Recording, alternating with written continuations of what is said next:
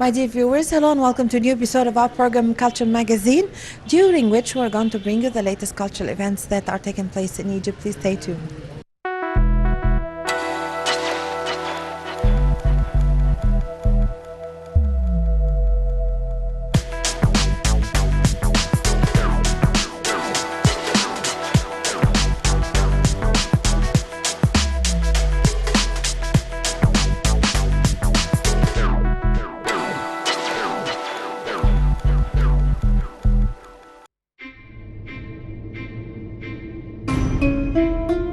Minister of Culture Dr. Ines Abdidaim from the Asmarat district launched the first activities of the caravans of mobile theaters in the presence of Dr. Ahmed Awad, President of the General Authority for Cultural Palaces, and his deputy Hisham Atwa, and Ahmed Shafi'i, the head of the Central Department for Artistic Affairs in the Authority of Cultural Palaces.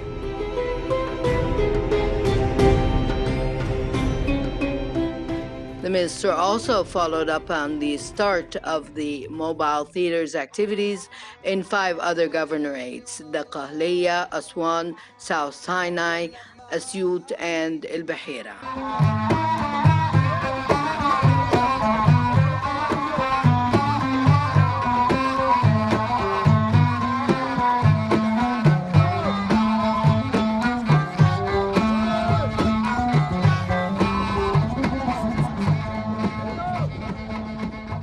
The minister said that the work paths of the Ministry of Culture include a strategy and vision to confront fanaticism and correct extremist ideas among the people of villages. إن حلمنا بإذن الله وأنا متأكدة إنه هيتحقق على إيديكم، إن كل اللي إحنا بنعمله ده يتحقق في محافظات مصر.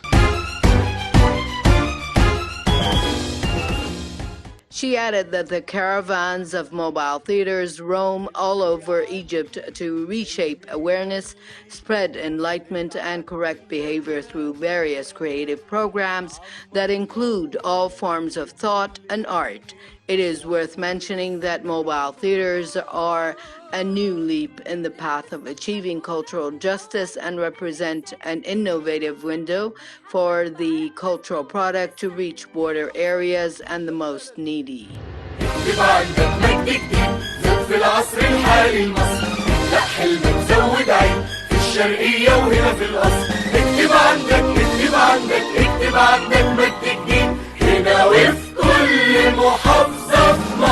He praised the mobile theaters that were executed with 100% Egyptian teams of work.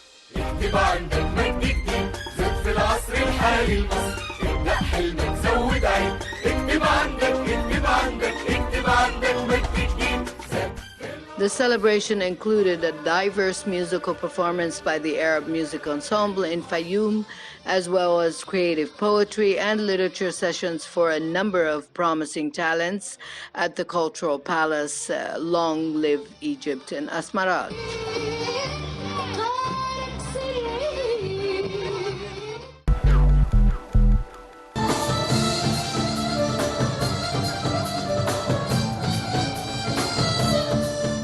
Under the auspices of the Minister of Culture, Dr. Ines Abdidaim, and within the plans to celebrate the symbols of the soft powers, the Cairo Opera House, headed by Dr. Magdi Sabir, honors the great musician Farouk al-Sharnoubi at the 8th concert recently held at the Main Hall Theater.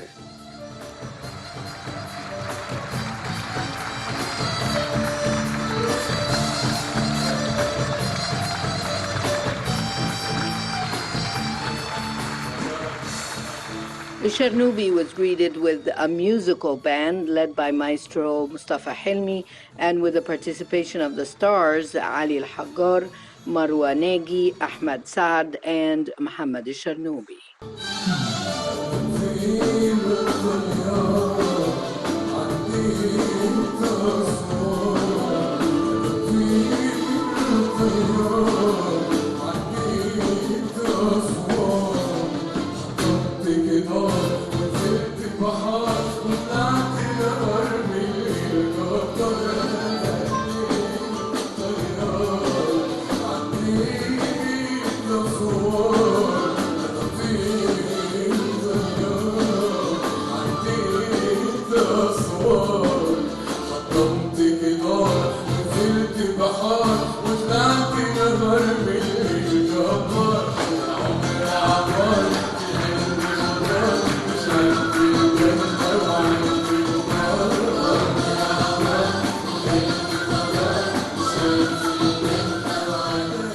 The program included selections from Sharnubi's innovations over the course of his artistic career, including I'm a Bird in the Sky, It Is My Destiny, I Lost the Way to the Moon, Adore Your Eyes, You Must Be Hurt, My Soul, Take Me, and many, many more works.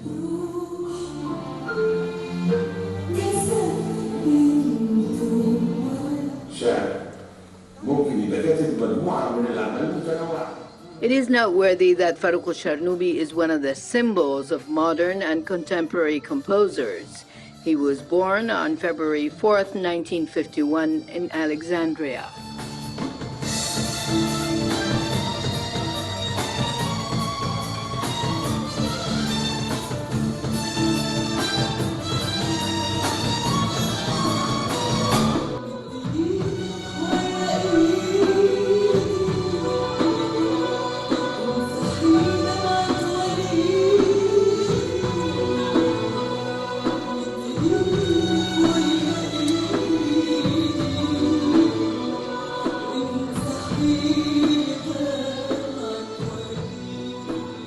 He was influenced by Alexandria folk music. He composed the soundtrack works for many films, including Bird in the Sky, 1988, Crystal, 1993, Alexandria, New York, 2004.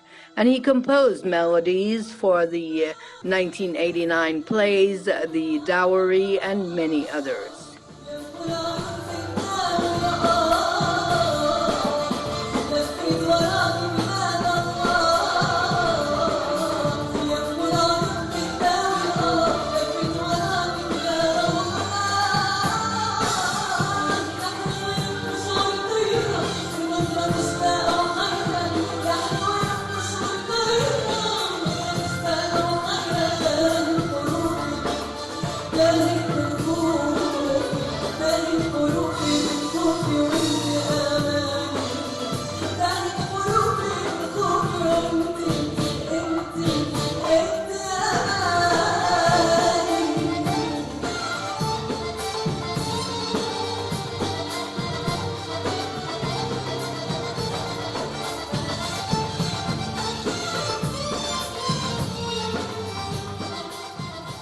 He disappeared from the artistic scene for many years and returned to his hometown after a long journey, composed more than 500 songs, and then collaborated with a group of singing stars in the Arab world, which included Magda Rumi, Amr Diab, Iman al-Bahr Darwish, Ali al-Haggar, Muharram Fuad, Hani Shakir, Nadia Mustafa, Medhat Saleh, and Muhammad al-Hel.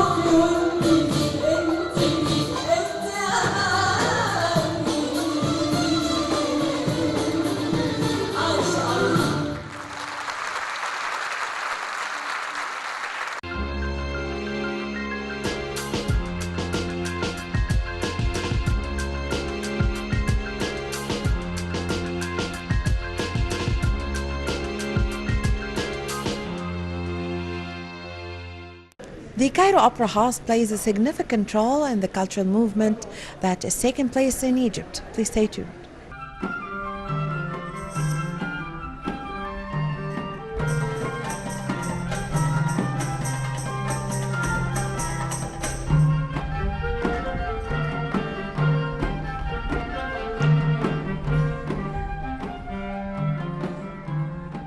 The Ministry of Culture continues presenting its cultural activities through its YouTube channel. Among the recent shows presented was Loricana Ballet, Hassan and Naima, as well as Soledad.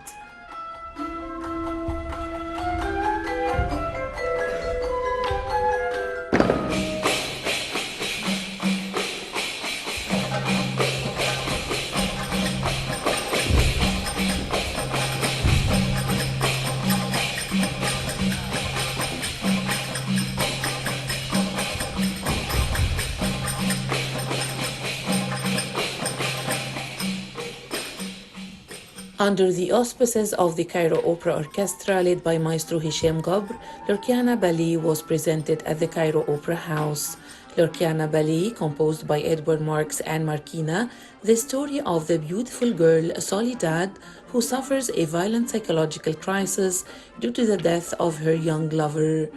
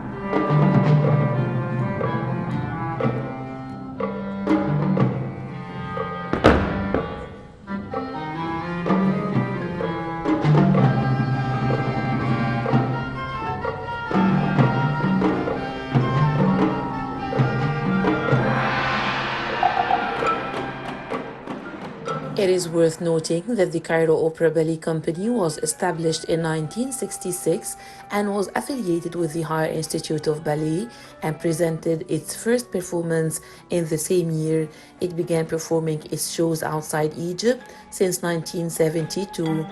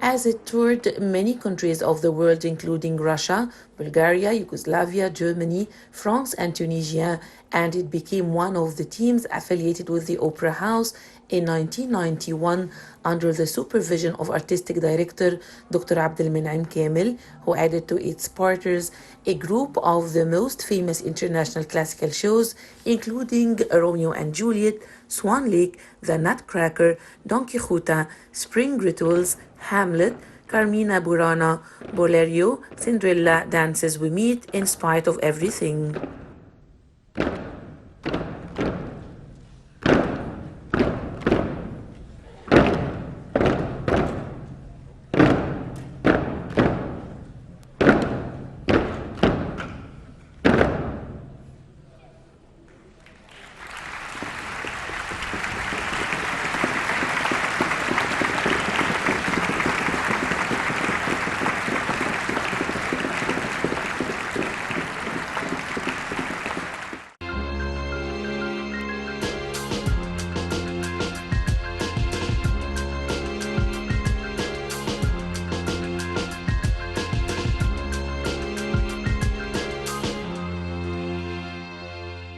The camera of our program is always going after cultural events that are taking place in Egypt. Please stay tuned.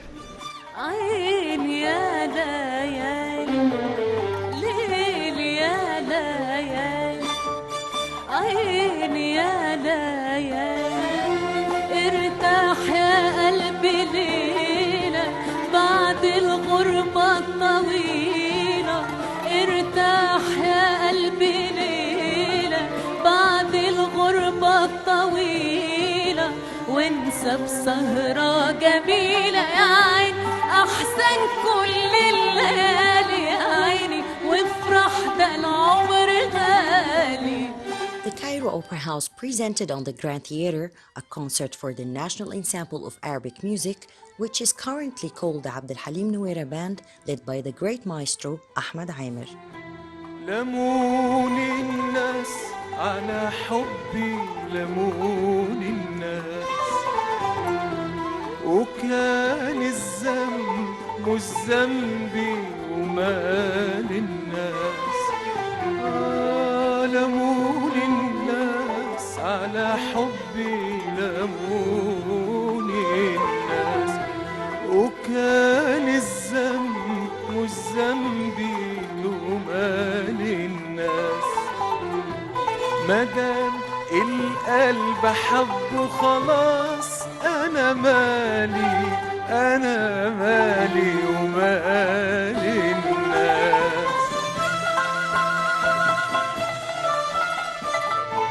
احنا النهارده بنعمل حفل مختلف شوية. I'm so delighted to be a part of this concert. It is so diverse and unique. The program contains different selections of work for Abdel Halim Hafiz, Abdel Wahab, Nagat, and Fayrouz, as we hope that the audience will like it. About the choice of the program, first we choose the musical work, then we choose the right voice to perform it, so the singers is picked up according to the musical program. In the end, I just want to thank the Cairo Opera House under the umbrella of the Ministry of Culture for creating such events as a revival of our heritage. The Arab music ensemble, currently called the Abdel Halim Nouera Ensemble, is a musical group founded in 1967 by Maestro Abdel Halim Nouera and musician Ahmed Shafiq Abu Auf, and it was established under the name the Arab Music Ensemble to revive the ethnic singing heritage. بياع الهوى راح فين بياع الهوى راح فين يا مسهر يا مسهر يا مسهر يا مسهر يا مسهر دموع العين راح فين راح فين راح فين راح فين وراح فين بياع الهوى بياع الهوى راح فين بياع الهوى راح فين. والله كالعادة احنا طبعا بيتم اختيار الأعمال. I'm so happy to be on the stage today singing and reviving beautiful musical pieces like performing the artwork of Sheikh Muhammad Zakaria and another artwork for the great musician Mahmoud al-Sharif. And of course, as soon as we decided and picked these artworks, we started directly with a very intensive rehearsals so we can perform to fit for the opera stature and the audience standards. عشان نعمل شغل يليق بجمهور دار الأوبرا ويليق بمكانة دار الأوبرا المصرية. The goal of the band is to revive the original singing heritage, and the band provides the traditional forms and the various lyrical and musical forms for the audience and connoisseur of Arabic music, as well as providing the opportunity for contemporary music composers to present their quality production of traditional musical forms.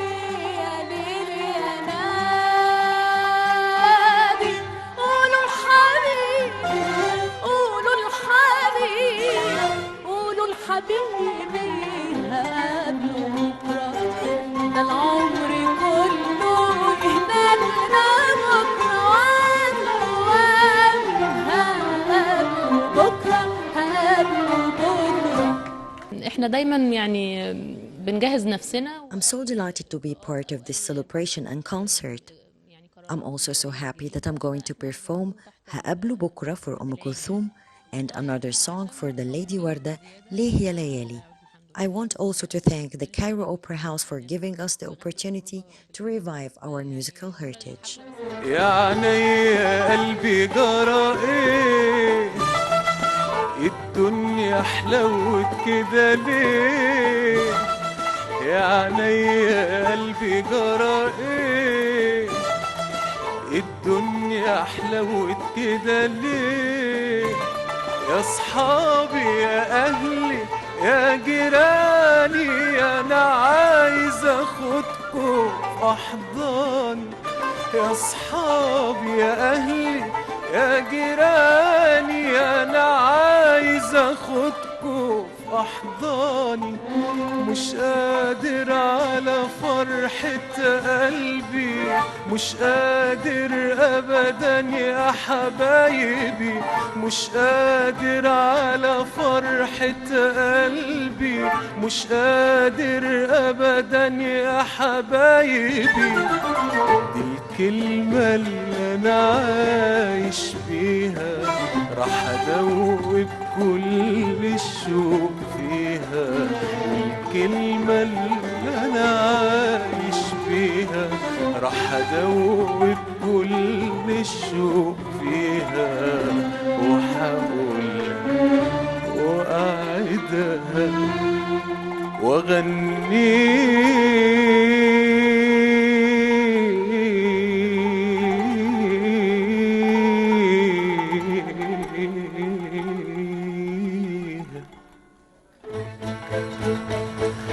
هقول أحبك هقول أحبك وأعيش أحبك أعيش أحبك هقول أحبك هقول أحبك وأعيش أحبك أعيش أحبك أحبك أحبك يا حياة قلبي.